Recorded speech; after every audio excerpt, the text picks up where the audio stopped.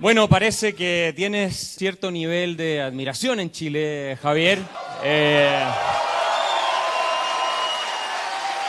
It's only rock and roll, but I like it. Hay un cabrón que me desafió, pero digo, me puedo ir a hacer una rinoscopía y me tendría que pagar 2 años de su sueldo, ¿no? Estoy acá, vení y me hago la rinoscopía delante tuyo, cobarde. Tío a Lagos, a Bachelet. Bueno, ahora tienen a este...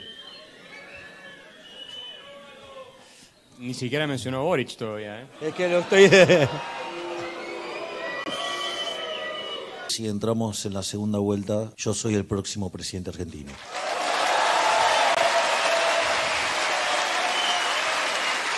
¿Crees que Cristina va presa o no? ¡Viva la libertad, carajo! Les pedimos que no se suban al escenario. Diputado de la República Argentina, economista, político, docente universitario durante más de 15 años, también autor de libros de economía y de política. Actualmente, precandidato a la presidencia de Argentina.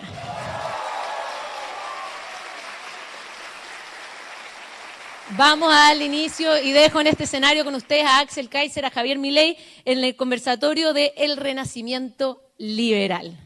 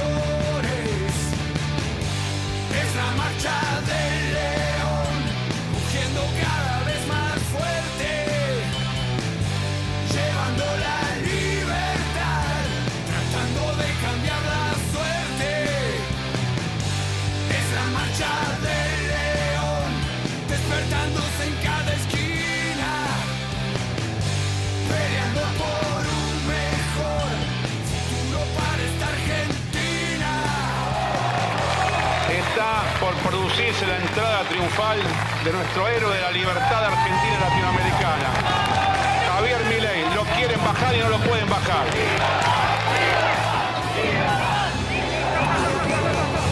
La noticia se extendió, llegó hasta los...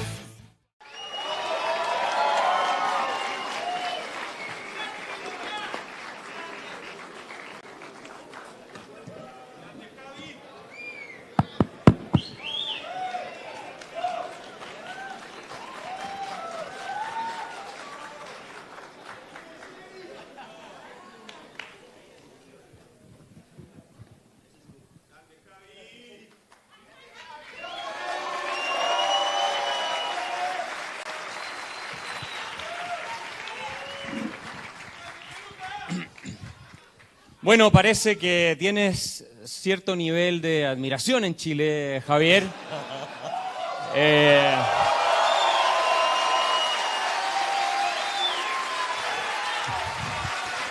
It's only rock and roll, but I like it. El Mick Jagger del liberalismo, sin ninguna duda. Así que Obviamente estamos encantados de tenerte en Chile. Tú has hecho mucho por la libertad, no solo en Argentina, que cambiaste completamente el eje del debate, la ventana de Overton. Exacto, en toda América Latina, Javier Milei, incluso España y más allá, es un referente de que cuando se tienen ideas claras, se es categórico, consecuente y coherente, aun cuando la mayoría está completamente en contra. Finalmente se termina por dar vuelta el clima de opinión y en favor de la libertad en un país, además, tan complejo lo has logrado como es Argentina. Yo quería partir, Javier, preguntándote una cosa muy simple. Esta charla se llama, o conversación, el renacimiento liberal. ¿Por qué el liberalismo? Es profundo, pero cuéntanos tú por qué decidiste abrazar esta corriente de ideas. Bueno, en primer lugar, muchas gracias a todos los que han hecho posible este evento, a cada uno de los que están presentes y muy especialmente gracias a Axel, que es un verdadero gigante de las ideas de la libertad.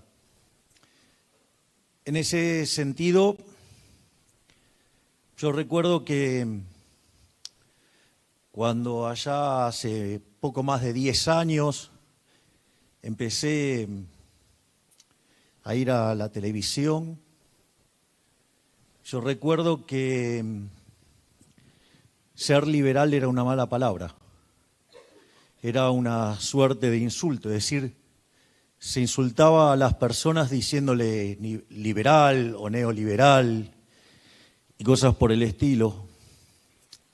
Es decir, si yo me hubiera guiado por un focus group o por las encuestas, tendría que haber sido socialista. Y entonces la pregunta relevante es la que hace Axel. Es decir, la pregunta es ¿por qué? Y la realidad es que la respuesta está en un libro maravilloso de Israel Kirzner que se llama Capitalismo, Creatividad y Justicia Distributiva. Y esto ahora puesto en mis palabras, uno no defiende al capitalismo de libre empresa por una cuestión utilitarista. La defiende porque es lo correcto. En ese sentido,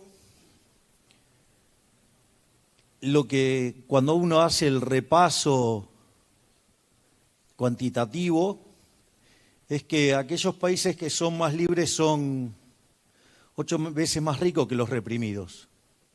Es más, el decil más bajo de la distribución está 11 veces mejor que su par en el país reprimido. Y es más, como la distribución del ingreso lleva el formato de una chi cuadrada, una log normal, también conocido como distribución Pareto, el valor mediano está por debajo de la media. Eso significa que además, al estar el doble de bien que el ciudadano promedio, quiere decir que está mejor que el 90% de la población aproximadamente.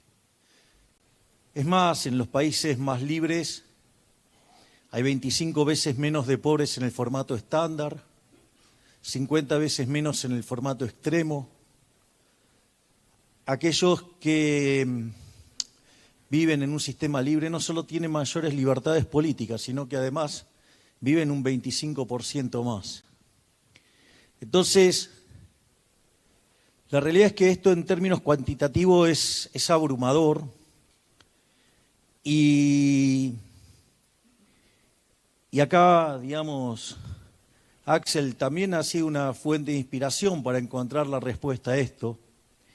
Hay un libro que yo cito recurrentemente de Axel, más que El economista callejero, y creo que me gustó un poquito ese. Sí. Y más que La tiranía de la igualdad, que hay un libro brillante de Axel, todos sus libros son brillantes,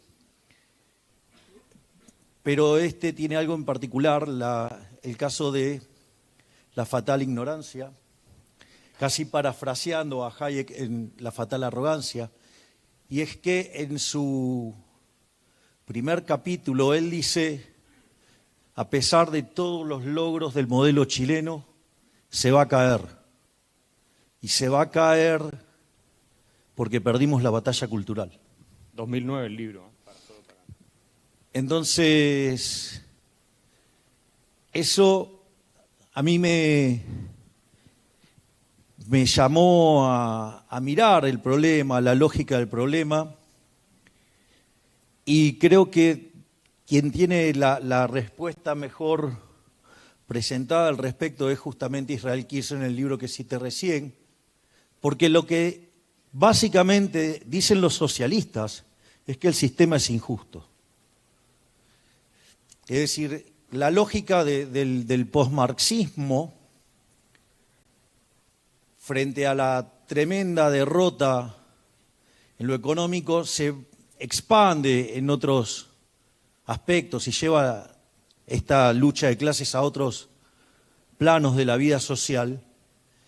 Y lo único que retiene en el plano de la economía es el tema de que el sistema capitalista es injusto, el sistema capitalista de libre empresa hablo. Y en ese sentido, ellos, en Argentina es más complicado porque ni siquiera respetan los números, pero digamos, suponiendo que estamos discutiendo con un socialista que al menos pueda hacer un cero con un vaso,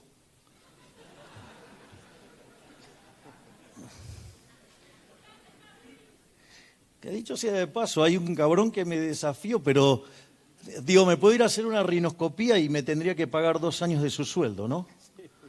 Digo, por la acusación que me hizo, que es un delito. Ese cobarde, que, digamos, o sea, no importa. Ahora me acordé. Pero que sepa, digo, estoy acá, vení y me hago la rinoscopía delante tuyo, cobarde.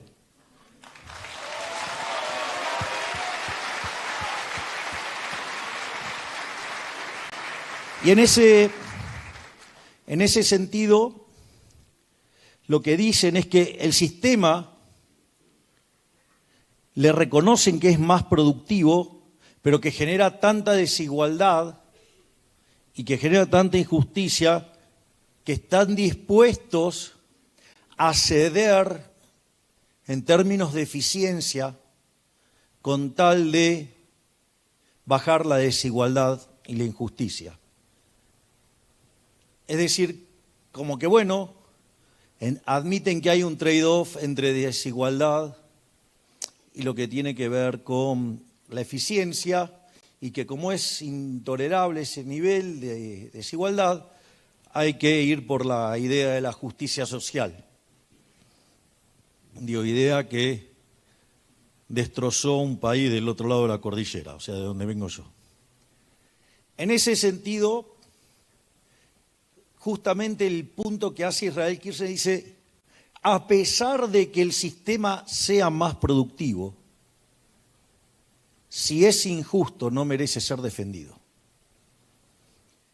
Y ahí lo que hace Israel Kirchner pivotea sobre 2 ideas. Una es sobre el principio de apropiación de Locke y el otro tiene que ver con la idea de Hayek del mercado como un proceso de descubrimiento, y que entonces no existe tal cosa como una torta dada y que se genere esa torta y que después venga alguien y la reparta de manera distinta.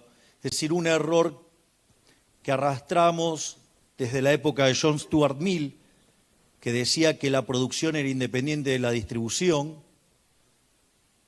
que vendría a ser algo tan ridículo como decir que un auto está implícito en la cantidad de acero, de cuero, de caucho, de vidrio, digamos, no sé qué cosa más tendrá un auto, de aceite y nafta, no sé, y lo que fuera, y que está implícito ahí. No, no está implícito nada.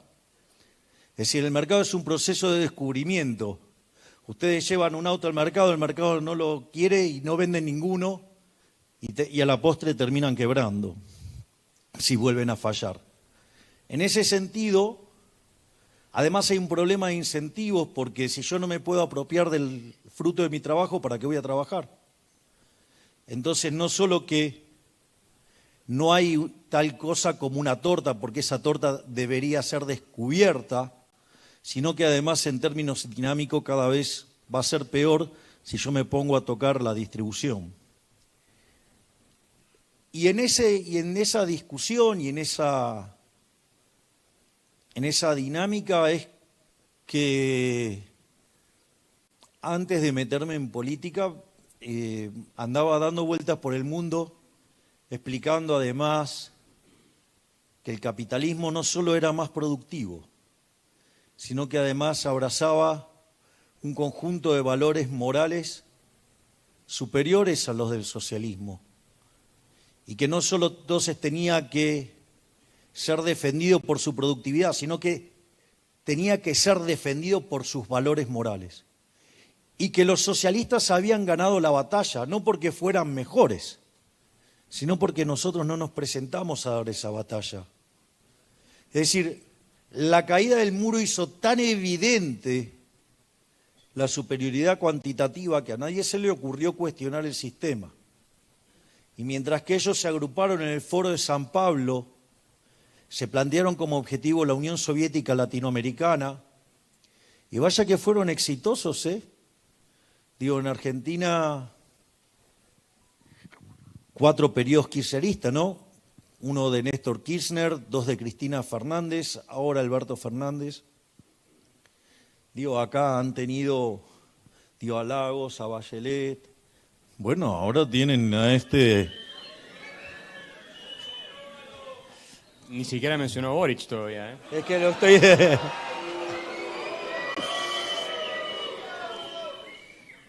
Y en Uruguay tuvieron a Tabaré Vázquez, a Pepe Mujica, en Paraguay tuvieron a Lugo, en Bolivia a Evo Morales, en Venezuela a Chávez y a Maduro, a Noriega, digo, en Nicaragua, en Brasil a Lula, a Dilma Rousseff, en Perú a Castillo, Correa en Ecuador, Petro en Colombia, es decir, que son una plaga. Entonces, más allá, vean que no solo es importante la superioridad en términos cuantitativos, sino que es muy importante la discusión en términos de moral y mostrar que es un sistema injusto el sistema socialista y que el único sistema justo es el capitalismo de libre empresa.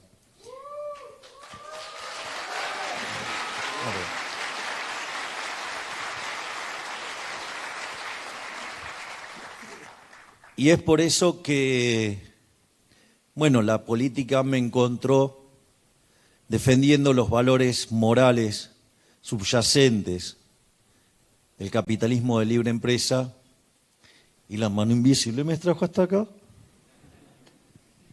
Javier, tú mencionaste, entraste en política, te parecía que no era suficiente la discusión intelectual, había que ir más allá.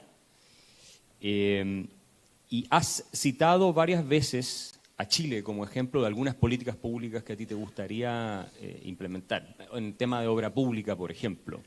A mí me gustaría, si acá, que estamos en la capital, nos podrías comentar tu visión de nuestro país y cómo te ha motivado a ti o te ha inspirado a ti algunas cosas que hicieron acá ya hace décadas. ¿Cómo nos ves, digámoslo, antes de entrar más al tema argentino propiamente? Bueno, yo por cuestiones de trabajo, yo antes de ingresar a la política era el economista jefe de uno de los 3 grupos económicos más importantes de la Argentina. De hecho, trabajé cerca de 15 años. Digo, es un comentario que vale la pena hacerse porque una de las fuerzas políticas, la pseudo oposición, dicen que fracasé siempre en el sector privado y que me echaron de todos los lugares. Bueno, yo estuve siendo economista jefe 15 años de un grupo que es el más grande, uno de los 3 más grandes de Argentina.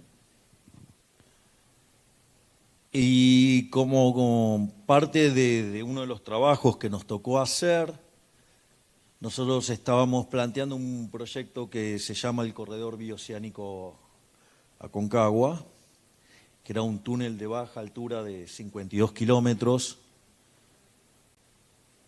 y el trazado de las vías eran más de 200 kilómetros. Y una de las cosas que descubrimos al venir fue el sistema de iniciativa privada, con el uso de los ingresos mínimos garantizados en contratos del tipo BOT, o sea, de construir, operar y transferir. Y la verdad es que ese modelo se desarrolló con los Chicago Boys porque había un déficit fiscal considerable, había que ajustar y era una forma de no dejar de hacer obras de infraestructura sin que tuviera costo para el Estado, y que en realidad si el único costo que debería enfrentar el Estado es la opción, el put, digo, en caso de que hubiera algún problema con el proyecto. Y eso, digamos, pero eso es un condicional, eso no se ejecuta salvo que haya algún problema con el proyecto. Y la experiencia también es muy exitosa porque desde que se implementó solamente una vez se cayó un proyecto, que es el caso del puente del Chacao, y eso además después se les permitió hacer correcciones, como hicieron el caso de Perú, poniendo way outs, es decir, donde el primer desvío lo paga el privado, el segundo el Estado, y si excede eso se revisa. Es importante entender que esto funciona porque es un BOT, ¿no? O sea, porque en el fondo de largo plazo esa obra termina perteneciendo al Estado. Entonces, digamos, el Estado lo que hace es bajar el riesgo de la financiación y permitir que los plazos se extiendan y que se puedan hacer proyectos que en situaciones convencionales sería muy difícil. Y después también agregamos una cuestión de sistemas de incentivos a la Suiza. Concretamente nosotros tomamos el caso del túnel de Lueshborg, es decir, que es un túnel de más de 35 kilómetros. Digamos, los suizos habían hecho el San Gotardo y habían tardado muchísimo tiempo, había salido muchísimo más caro y cada vez que aparecía un problema dentro del túnel el incentivo era agrandar los problemas porque eso implicaba más obra pública, por decirlo de alguna manera. Y lo que hicieron en el caso de Lueshborg, licitaron una puerta a una empresa y la otra puerta a otra y tenían que competir dentro del túnel. Tardaron muchísimo menos tiempo y ahorraron 20% de los costos. O sea, por lo cual nosotros, de hecho, una de las cosas como parte del programa de ajuste fiscal que estamos impulsando, nosotros queremos replicar el modelo de iniciativa privada a la chilena, con estas mejoras, que también dicho sea de paso, algunas de ellas fueron diseñadas por chilenos también. Gente con la que tuve la oportunidad de trabajar y sobre todas las cosas aprender mucho. La verdad que algunos profesionales maravillosos de los que aprendí un montón. Y claro, el problema con ese modelo es que el dinero deja de pasar por las porosas manos de los políticos. Entonces, por ejemplo, cuando yo voy a exponer a un lugar, puedo ser profundamente ovacionado, pero de repente si hubiera acá alguien sentado de la Cámara Argentina de la Corrupción, la Cámara Argentina de la Construcción,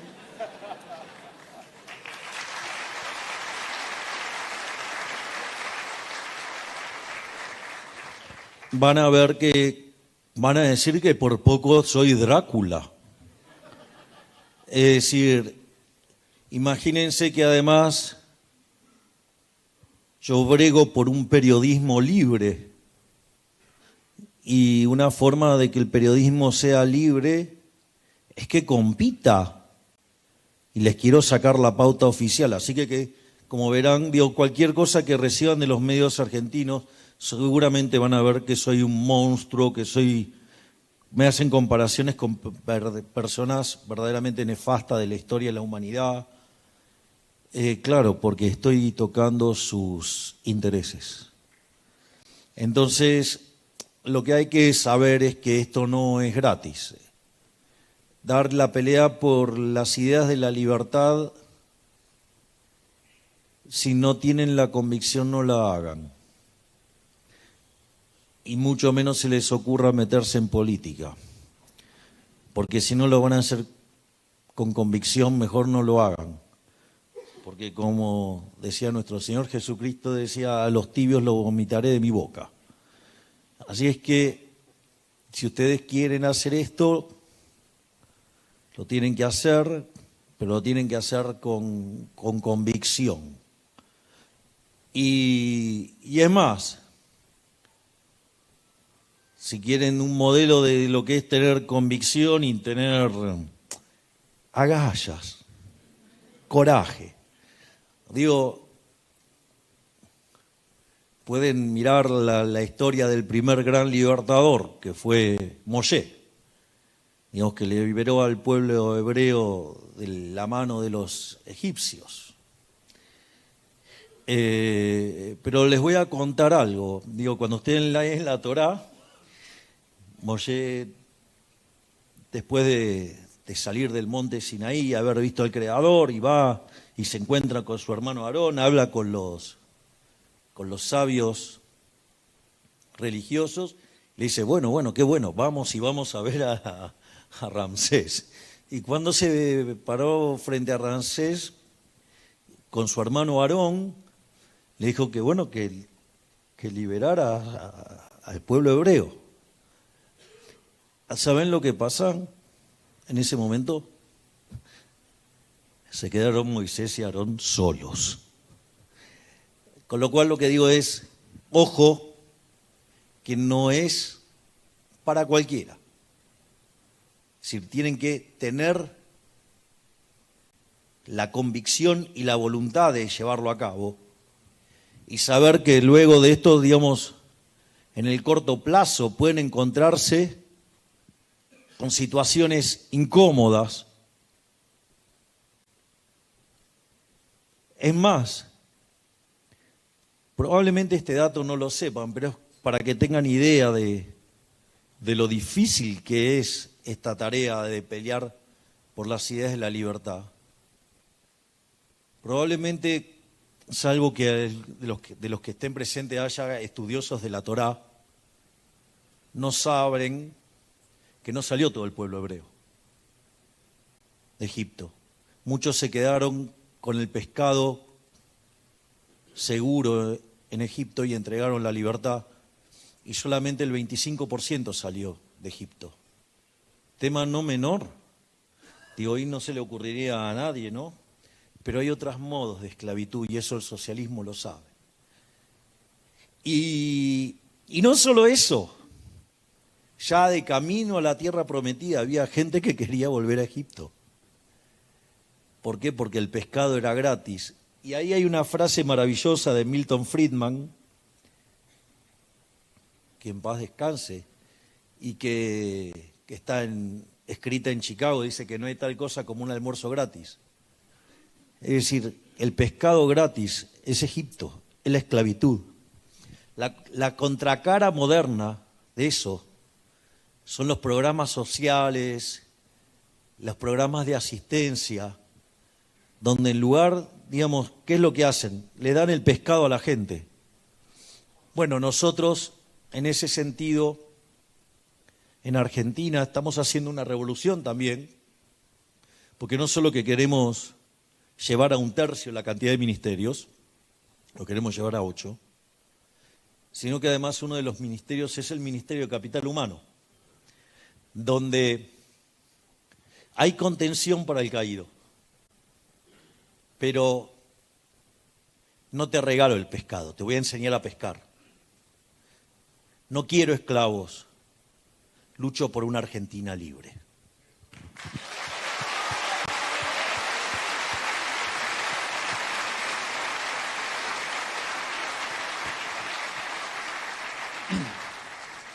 Sí, es muy profundo y muy potente lo que estás diciendo, eso de la esclavitud y transar la libertad por seguridad alimentaria. Como decía Franklin, el que está dispuesto a transar su libertad por seguridad no merece ni seguridad ni libertad. ¿Puedo hacer una Sí, nota? adelante. Les hago una nota de color, gracias, porque me hiciste acordar. Les sugiero enfáticamente, si algún día van a Estados Unidos y te van a visitar, ahí en Stanford, ustedes, ahí en San Francisco, en la bahía está La Roca, está Alcatraz. Y ustedes pueden hacer un paseo por Alcatraz. Y hay una parte que cuando está casi terminando el paseo, ustedes van y está donde está la cancha de básquet y para hacer deportes y demás. Y una de las cosas que decía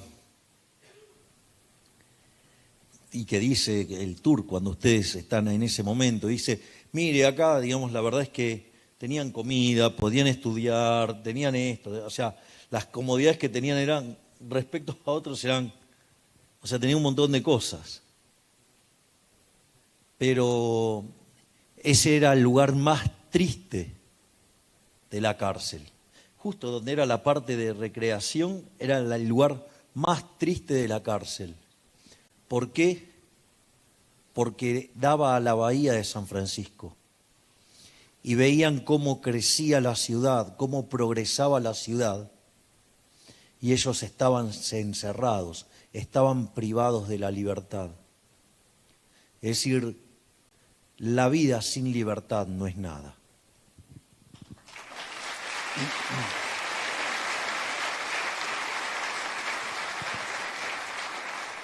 ¿Cuántas veces no me tocó en debates enfrentar a gente que decía, pero por lo menos en Cuba la salud es gratis, es buena, lo cual es un mito? En la Alemania del Este, por lo menos, a la gente no le faltaba nada, en cambio, en tu sociedad. Y eso te refleja ese espíritu de esclavo. Y yo quiero preguntarte, tú estás corriendo para ser presidente de Argentina en este momento y hacer una transformación profunda, una revolución en el sentido de los padres fundadores de Estados Unidos, no el de la Revolución Francesa, por supuesto. Aunque hay un tema de casta que habría que empezar a también trabajar, y tú lo has hecho. ¿Cómo ves tú aspectada la carrera? Falta muy poco, estamos en la recta final. ¿Cómo dirías que va tu campaña acá en Chile? Muchas veces no se sigue tan de cerca, pero se sigue la política argentina. Cuéntanos un poco en qué va eso. Bueno, hoy nosotros estamos en una situación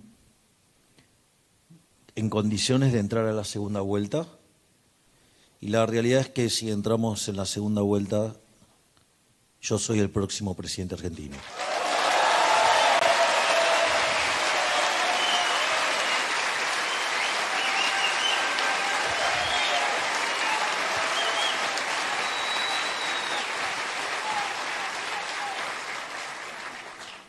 Ahora, el camino no es nada fácil. Y dado que estamos yendo sobre intereses, porque básicamente la casta no son solamente los políticos ladrones. La casta también son los empresarios prebendarios, también son los sindicalistas que entregan a los trabajadores, son los periodistas corruptos ensobrados que viven de la pauta del Estado, la oficial y la no oficial, y también obviamente los econochantas, o digamos también aquellos que le dan una pátina científica a explicar las aberraciones del gobierno, del Estado. En ese sentido, hará por lo menos cerca de un mes donde todo el tiempo estoy siendo hostigado por todos los medios de comunicación Es más, el último escándalo, por decirlo de alguna manera, tiene que ver con el financiamiento de la campaña. Dicen que nosotros cobramos para dar candidaturas, lo cual es absolutamente falso. Nadie ha podido probar ningún disparate de esos. Cada vez que hubo una denuncia de esas características, a esas personas se las carearon y no se ha podido demostrar nada, eran puras habladurías. Y es muy interesante porque nosotros, básicamente, cada candidatura se somete a un proceso competitivo y donde cada uno se tiene que autofinanciar y que después se terminará dando cuenta de lo que se haya gastado al final de la campaña, pero es absolutamente revolucionario, es decir, uno se financia con su propio esfuerzo, con su propio trabajo. Es decir, nosotros no le costamos un centavo al pagador de impuestos. En cambio, el resto de las fuerzas políticas se financian con la plata del Estado, se financian con los impuestos. Es decir, ustedes pagan impuestos para supuestamente tener salud, educación, seguridad, justicia, y sucede que los fondos se desvían para financiar las aventuras políticas de políticos corruptos. Y los periodistas ensobrados, corruptos, hijos de la pauta,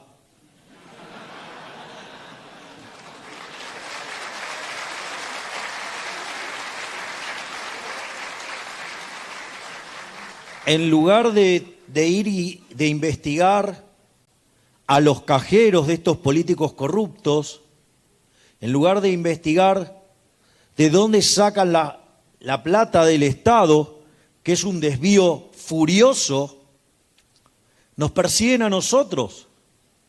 Es decir, es como una situación donde los ladrones están corriendo a los policías. Es decir, Dios, es el mundo del revés. Es decir, el que trata de hacer las cosas de modo honesto es el perseguido y se premia a los delincuentes. Es decir, que Argentina tiene además un problema de base moral. Para mí robar está mal. Para ellos parece que no.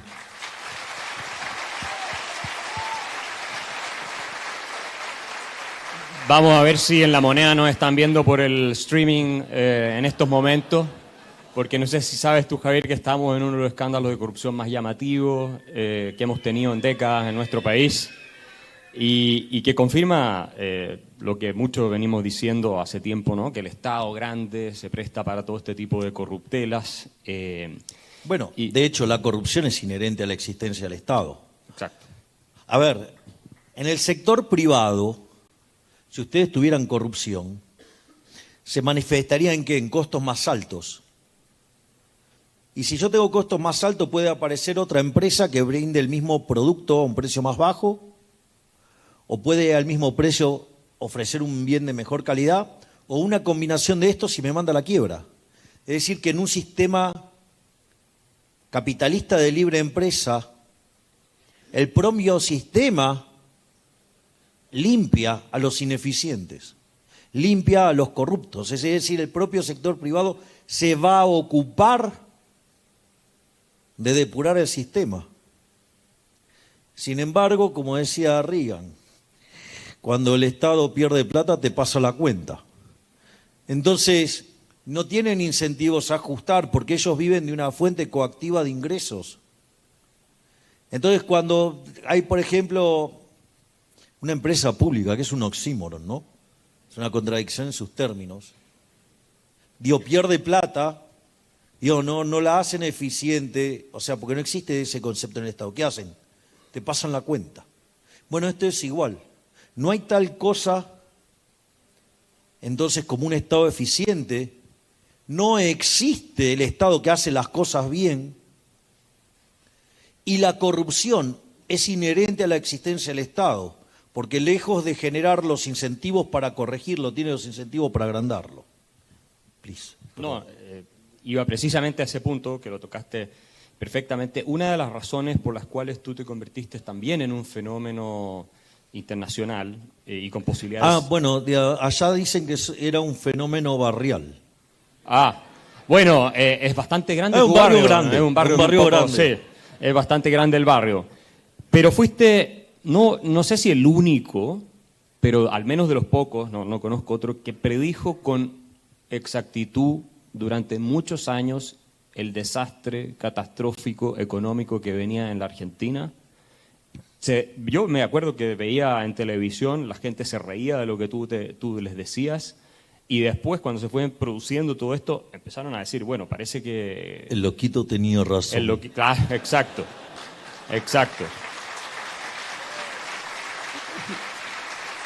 Y en esa línea, o sea, los hechos te han dado toda la razón más allá de toda discusión, nadie lo puede poner en duda. Cuando seas presidente, no es si ganas, cuando seas presidente. Estamos hablando a partir del 10 de diciembre. A partir del 10 de 2023. diciembre.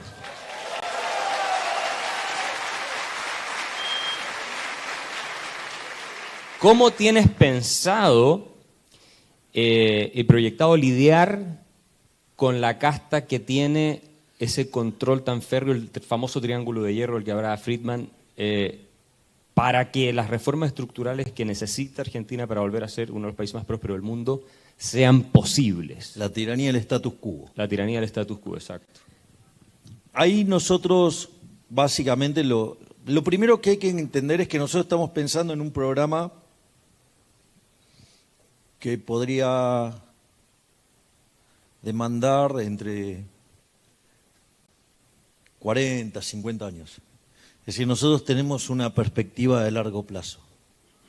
Es decir, nosotros tenemos como perspectiva la idea de poner de nuevo de pie a la Argentina y que entre en un sendero de crecimiento que en un lapso de 30 a 40, 50 años vuelva a poner a Argentina en el lugar donde estaba cuando terminó el siglo XIX, que era el país más rico del mundo. Hoy estamos al tipo de cambio paralelo en 140 y con cerca de 45% de pobres, en un país que produce alimentos para 400 millones de seres humanos, donde la presión fiscal sobre el campo es del 70%, es decir, que se lleva el alimento de 280 millones de seres humanos. Argentina tiene 5 millones de argentinos que no le alcanza para comer. Si eso no es claro que el Estado presente es parte del problema y no parte de la solución, tenemos un problema.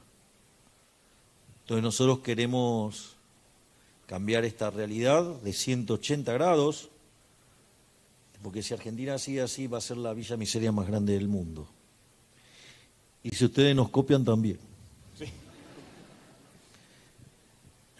Nos estamos esforzando, ¿eh? Sí, sí. En ese sentido les diría que nosotros estamos hablando de 3 generaciones de reformas. En la primera generación nosotros estamos hablando de una reforma del Estado que implique una drástica caída del gasto público.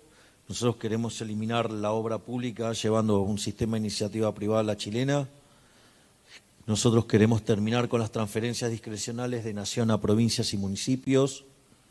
Nosotros queremos terminar con los subsidios económicos yendo a un sistema de recalibración de tarifas donde se complete, se tenga en cuenta toda la ecuación económica financiera del contrato y que la tasa de retorno siempre esté por encima del costo de oportunidad del capital. Queremos terminar con los privilegios en materia de jubilaciones. Bueno, miren lo que hacen los medios ensobrados, digo, para que tengan un ejemplo. Está claro que las jubilaciones de privilegios son un escándalo. Entonces yo dije que quiero eliminar las jubilaciones de privilegio. ¿Y qué pusieron los medios ensobrados, hijos de la pauta? Milei quiere terminar con las jubilaciones. Es decir, se olvidaron una palabra, nada más. Y lo otro que queremos hacer es avanzar en un programa de privatizaciones para que no haya más empresas del Estado. En ese contexto, además, avanzar en una agenda desregulatoria, que básicamente Argentina tiene 70.000 regulaciones. Y hay prácticamente que pedir permiso hasta para ir al baño. De hecho, en la ciudad de Buenos Aires les diría que todo está prohibido salvo lo que les permita hacer el jefe de gobierno. Con lo cual esos son todos kioscos. Probablemente el kiosco más escandaloso tiene que ver con los permisos de edificación. Hay un código urbano de cuánto pueden medir los... Y entonces hay que después votar y analizar y considerar, digamos, las exenciones a ese código. Bueno, ahí los periodistas no se ponen a investigar nada. Sería bueno que lo hicieran, pero parece que ahí no... O una empresa de acarreo le cobraban un fee de 50.000 pesos por mes. O sea, con lo cual levantaban un auto y ya pagaban el fee. Una cosa rara. Pero bueno, parece que a los periodistas les importa mirar, digamos, cómo nosotros nos autofinanciamos la campaña, pero esos negocios parece que no los ven. O querer hacer 3 veces la misma avenida, o estar, digamos, rompiendo baldosas para hacerla de vuelta, o estar destruyendo toda la ciudad. Pero eso no lo ven. O sea, digo, y es evidente a los ojos, ¿eh? Lo otro que nosotros también planeamos en las reformas de primera generación es obviamente una simplificación del sistema impositivo. Argentina tiene 170 impuestos. Y la presión fiscal para que esté en blanco hace que Argentina sea inviable. Además, queremos pasar a un sistema de modernización del mercado laboral, una suerte de seguro de desempleo, y una vez que hacemos esas reformas que hagan que el país sea competitivo en el plano fiscal, que sea competitivo en el plano laboral, nuestra intención es abrir unilateralmente el país al comercio internacional. Y en paralelo nosotros estamos planteando una reforma monetaria y financiera que a la postre termine eliminando una de las grandes estafas de la humanidad, que es el Banco Central. Digamos, fíjense, esto es muy interesante porque cuando uno le pregunta a una persona, bueno, ¿el dólar te parece una buena moneda? Digo, esta pregunta en Argentina, en otros países no se lo cuestionan tanto, pero... Dicen, sí, claro. Ahora, y entonces uno le pregunta, ¿y qué te parece una moneda que en los últimos 20 años tuvo 80% de inflación? No, una porquería. El dólar. Entonces, en ese sentido, los bancos centrales podrían ser calificados de malos, de muy malos, de horribles y la peor categoría de todas, el Banco Central de la República Argentina.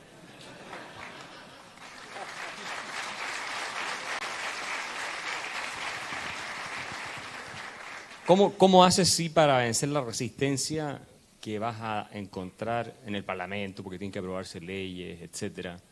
De todo este grupo a los cuales no les conviene ni una de estas cosas. Bueno, ahí hay algo muy interesante.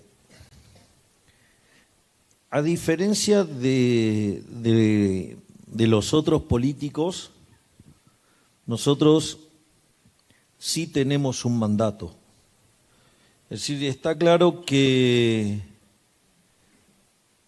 si nosotros ganamos, a nosotros nos van a juzgar por si bajamos o no la inflación y si podemos llegar a reducir o no la inseguridad. Digo, el mandato es muy claro, el discurso es claro, sin fisuras, contundente, por lo tanto todos tienen claro lo que voy a hacer. O sea que si me votan es porque saben lo que quiero hacer. nosotros con Cari, el jefe que está acá, digamos, que es la otra pata, digamos, de esta construcción, digamos, y obviamente que en esta construcción también hay otras personas que nos acompañan, además nuestra contención afectiva, que son nuestros hijos de 4 patas, Conan, Murray, Milton, Robert y Lucas, en el caso de ella Aaron, y obviamente mi rabino de cabecera Axel, o sea, mira. Y en ese contexto nosotros preferimos decir una verdad incómoda antes que una mentira confortable. Por lo tanto, eso no es libre de costos, pero también es cierto que genera el mandato. O sea, la gente sabe bien claro, si me vota saben bien claro lo que voy a hacer. Y en ese sentido, si nosotros entramos al balotaje y ganamos la presidencia, les va a ser muy difícil a los políticos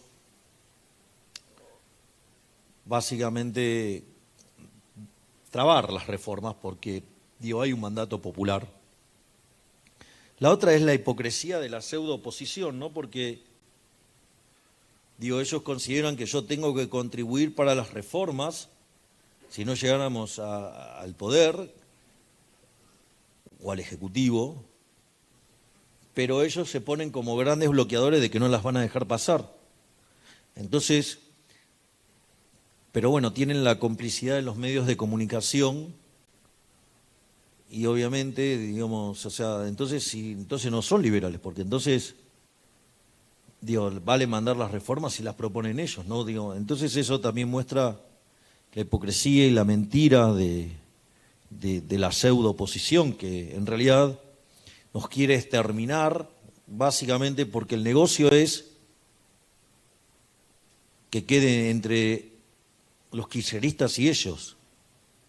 Es decir, y tener anestesiada a toda la población en esa pseudo grieta, cuando en realidad la grieta es entre la casta, los corruptos, los ladrones, los que hunden al país y la gente de bien. Aparte es interesante porque a mí por hacer ese planteo me tratan de fascista y otras cosas más, pero ellos son fascistas porque justamente ellos son los que hacen el mismo planteo. Entonces la verdadera pregunta es, digo, frente a esos planteos, ¿quiénes son los verdaderos fascistas? Entonces, cuando ustedes lo ven votar, votan siempre estratégicamente tal que todas estas leyes que avanzan sobre las libertades individuales siempre pasan. Y nunca votan en contra de la política, siempre es en favor de ellos. Y siempre es en favor de que ellos se queden con más de nuestro fruto del trabajo. Y sin embargo nosotros los enfrentamos porque queremos sacarnos el Estado de encima. Ellos piden el voto para ellos tener el poder de arreglar sus vidas. Y como efecto colateral la de ellos mejora sustancialmente. En cambio nosotros tenemos otro enfoque, que es, nosotros pedimos el voto, pero para devolverle la libertad a la gente, para que tenga la posibilidad de que en libertad ser el dueño del fruto de su trabajo, y como la libertad implica responsabilidad, tener que hacerse cargo de los costos. Y eso es una verdadera revolución. Y eso debería ser planteado en el plano de la moral, de la ética. Es decir, ellos mantienen un modelo de saqueo. Lo único que unos dicen, unos lo hacen a la Bartola y otros dicen que hay una forma eficiente de hacerse. Miren, los voy a hacer con un caso aplicado, porque si no parece muy abstracto. Miren, hay un libro maravilloso que se llama 4000 años de controles de precios y salarios, y el subtítulo es ¿Cómo no combatir la inflación? Y ese libro muestra que los controles de precios nunca funcionaron. Nunca funciona en la historia. ¿Quieren un país donde nunca funcionaron? Miren los planes económicos de la Argentina del 50 en adelante. El único periodo donde no tuvo controles de precios fue con la convertibilidad, que es el único periodo que no hubo inflación. En el resto siempre hubo inflación. Eso quiere decir que, los controles de precios, además, si hay un caso donde se nota que nunca funcionaron, es Argentina. Ahora, el problema del control de precios radica no en la estupidez del libro de texto que pone un precio debajo del equilibrio. Ustedes miran las curvitas y dicen, uy, aquí hay un exceso de demanda, y se achica la oferta, aumenta la escasez. Eso, esa versión, digamos, for dummies, pero con una categoría, digamos, de las últimas. Qué sé yo, para un chico de 3 años puede estar bien, ahora para un señor grande, con grado, con posgrado, con doctorado, postdoctorado, vamos. En realidad el problema de los controles de precios es que es un avance sobre la propiedad privada. Entonces, porque ¿qué es el mercado? El mercado es un proceso de cooperación social donde se intercambian voluntariamente derechos de propiedad. Entonces, en ese contexto, ustedes lo que tienen es que al avanzar sobre el derecho de propiedad, eso tiene costos. Es decir, entonces ustedes le avanzan el derecho de propiedad sobre una empresa y la empresa, ¿qué hace? Va a producir menos. No tienen mayor ciencia que eso. Entonces, una de las cosas que sucede es que en Argentina entonces hay inflación. Entonces, ¿qué hacen, las bestias del gobierno? Agarran y mandan a una patota, a patoteros, ¿sí? De un sindicato, mandan patoteros a exigirle a los supermercados que no suban los precios a palazos. Está claro que eso es espantoso, ¿no? Está claro la vulneración del derecho de propiedad. Ahora, ¿qué es lo que hace la pseudo-oposición? Y la pseudo-oposición lo que hace es algo mucho más perverso. Dice, no, ¿cómo van a mandar a los patoteros? Dice, no, hay que mandar a la fuerza de seguridad. Es decir, a los patoteros propios. Es decir, al patotero del Estado. Entonces, no es un problema solo de que está mal mandar a los patoteros, sino que mandar a los patoteros del Estado también está mal. Ahora, el problema radica que para mandar a los patoteros del Estado requiere un arreglo legal que encima lo vuelve permanente. Entonces, a la postre terminan siendo peor que las bestias, porque por lo menos el daño de las bestias es transitorio. Estos generan daños permanentes. Y estos son los campeones de la República. Menos mal. Entonces, que me vengan a decir quién es el fascista, el que quiere al Estado, ¿no? Bien a lo Mussolini, o lo que no queremos Estado.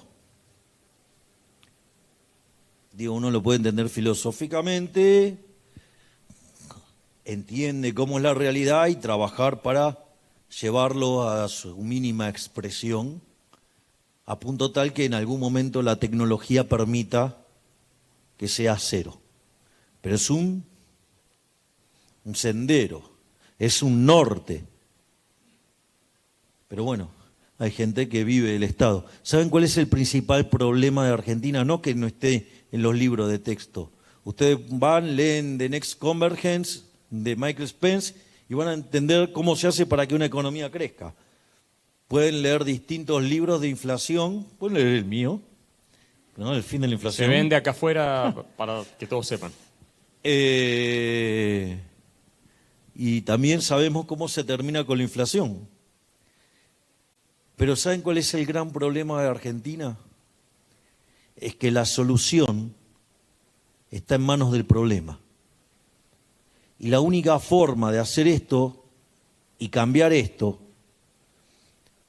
es que venga alguien desde afuera, un outsider, y barra con todo el maldito statu quo. En eso estamos trabajando.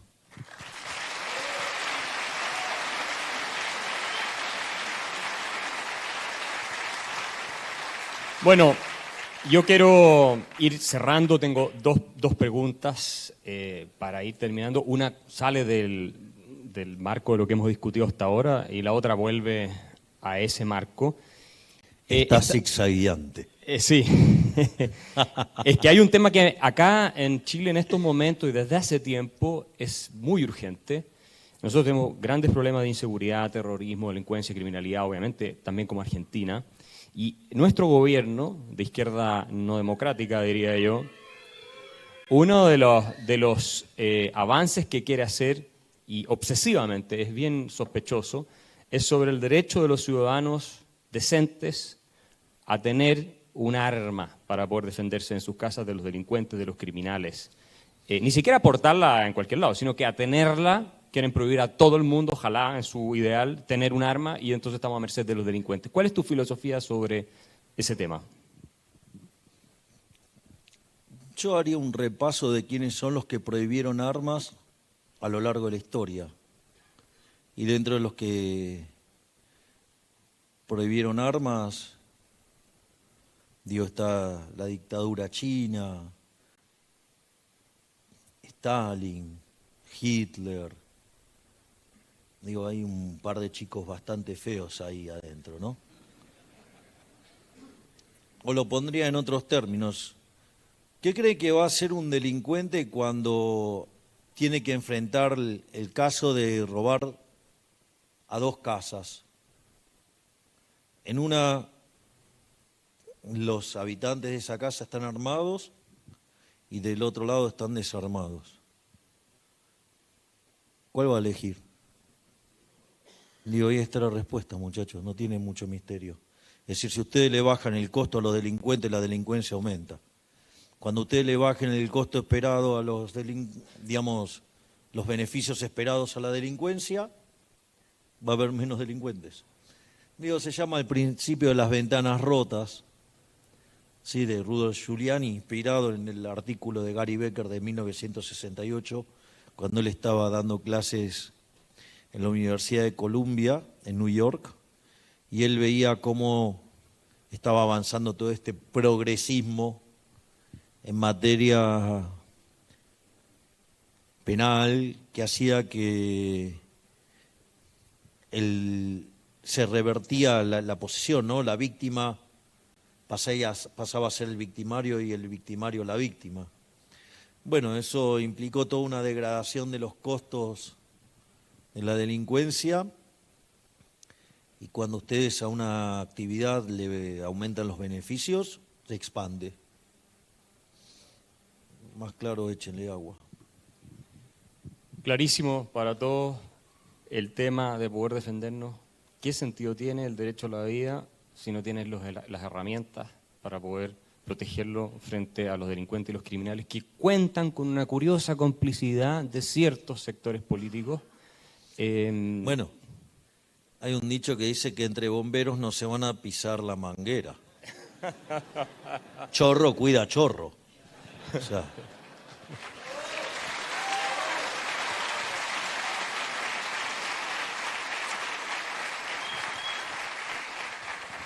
y hablando de chorros y de personajes que debieran estar en el antiolimpo de los chorros, ¿crees que Cristina va presa o no?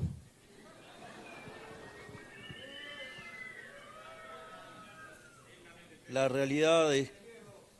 A ver, vamos a aclarar las cosas. Digo, yo estoy trabajando para llegar al Poder Ejecutivo.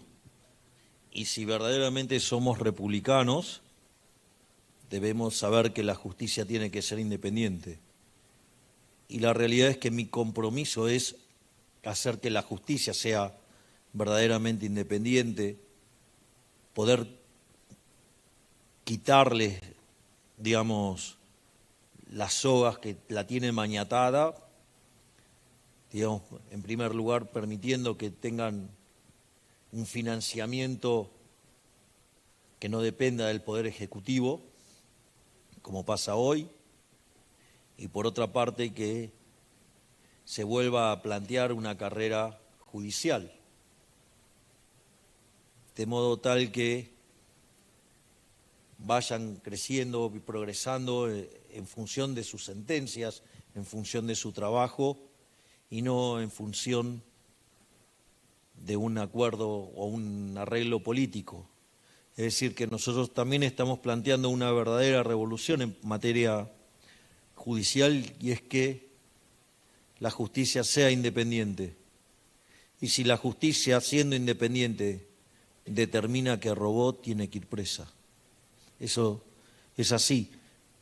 Pero alguien que está aspirando al Poder Ejecutivo dar una respuesta sobre qué haría en materia judicial, tengan cuidado, porque ese es un totalitario, porque ese no quiere una justicia independiente, y así como puede meter preso a un chorro, porque las encuestas dicen que le conviene meterlo preso, también puede meter preso a un inocente porque le está molestando.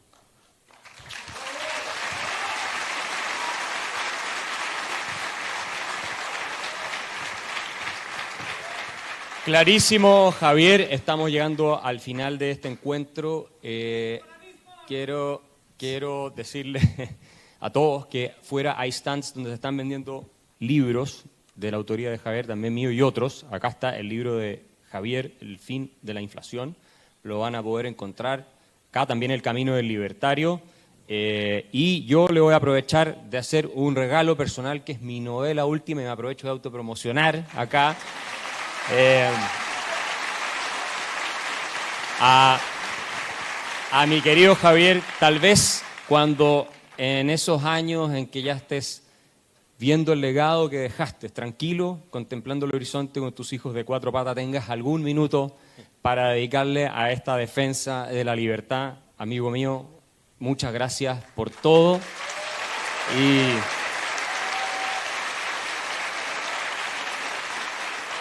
muchas gracias. Espero que tenerte de vuelta muy pronto, ojalá como presidente, ¿no? Y acá te vamos a estar esperando y vamos a estar por aquí dando vueltas, firmando libros, etcétera. Así que muchas gracias a todos por haber venido a la Fundación para el Progreso.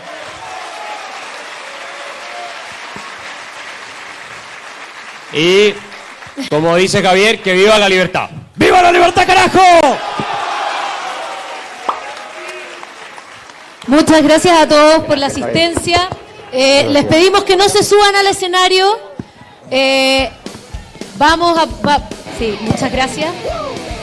A la mierda los malditos empresarios, a la mierda sodomitas del capital. Basta de basura keynesiana, ha llegado el momento liberal.